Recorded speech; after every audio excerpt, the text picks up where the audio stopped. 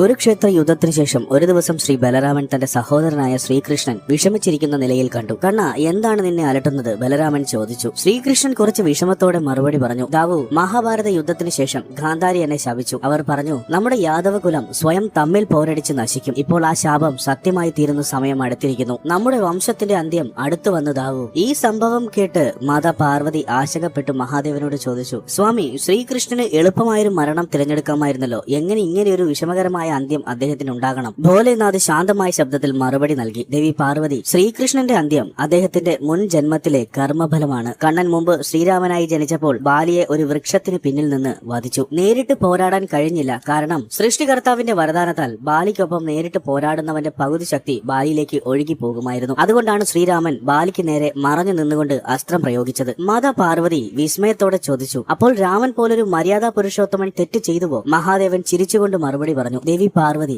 അതൊരു തെറ്റല്ല. അത് ധർമ്മ സംരക്ഷണത്തിനായുള്ള ഉപായമായിരുന്നു. എന്നാൽ ശ്രീരാമൻ ബാലിയുടെ അന്തിമ നിമിഷങ്ങളിൽ അവനെ അനുഗ്രഹിച്ചുകൊണ്ട് പറഞ്ഞു, അടുത്ത ജന്മത്തിൽ നീ മഹത്തായൊരു ശില്പിയും വില്ലുകാരനുമായിരിക്കും. നിന്റെ അസ്ത്രത്തിൽ നിന്നാണ് എന്റെ ജീവന്റെ അവസാനം സംഭവിക്കുക. ആ വാക്കുകൾ തന്നെയാണ് പിന്നീട് ജരയെക്കുറിച്ചുള്ള പ്രവചനം. ജരന്റെ വില്ലിൽ നിന്നുള്ള അമ്പിലാണ് ശ്രീകൃഷ്ണന്റെ മനുഷ്യാവതാരത്തിന് അവസാനം വന്നത്. നമ്മൾ ചെയ്യുന്ന ഓരോ പ്രവൃത്തിക്കും അതിന്റേതായ ഫലങ്ങൾ ഉണ്ടാകും. നല്ലതായാലും ചീത്തയായാലും ആ പ്രവൃത്തികൾ നമ്മളെ ജീവിതത്തിൽ എപ്പോഴെങ്കിലും തിരികെ ബാധിച്ചേക്കാം. പ്രഭു ശ്രീരാമന്റെ കർമ്മം ശ്രീകൃഷ്ണനായി പുനർജനിച്ചപ്പോഴും അദ്ദേഹത്തെ പിന്തുടർന്നു. ദൈവം പോലും പ്രപഞ്ചത്തിന്റെ നിയമങ്ങൾക്കനുസരിച്ചാണ് പ്രവർത്തിക്കുന്നത്. അവർക്കും ചിലപ്പോൾ ചില കാര്യങ്ങൾ നേരിട്ട് ചെയ്യാൻ കഴിയില്ല. ഉദാഹരണത്തിന് ശ്രീരാമന് ബാലിയുടെ വരം കാരണം നേരിട്ട് ഏറ്റുമുട്ടാൻ കഴിഞ്ഞിരുന്നില്ല. തെറ്റുകൾക്ക് ശിക്ഷ നൽകുന്നതിനേക്കാൾ വലുതാണ് മാപ്പ് നൽകി അനുഗ്രഹിക്കുന്നത്. ശ്രീരാമൻ ബാലിയെ വധിച്ചെങ്കിലും അടുത്ത ജന്മത്തിൽ ഒരു പുതിയ ജീവിതം നൽകി അദ്ദേഹത്തെ അനുഗ്രഹിച്ചു. ഈ കഥ നമ്മളെ പഠിപ്പിക്കുന്നത് നമ്മുടെ കർമ്മങ്ങൾക്ക് എപ്പോഴും ഒരു തിരിച്ചുവരവുണ്ടാകുമെന്നും ചിലപ്പോൾ അതിന്റെ ഫലം നമ്മളുടെ ജീവിതത്തിൽ പിന്നീട് വന്നേക്കാവുമെന്നുമാണ്. അതുകൊണ്ട് ഓരോ പ്രവൃത്തിയും ശ്രദ്ധയോടെ ചെയ്യേണ്ടത് പ്രധാനമാണ്.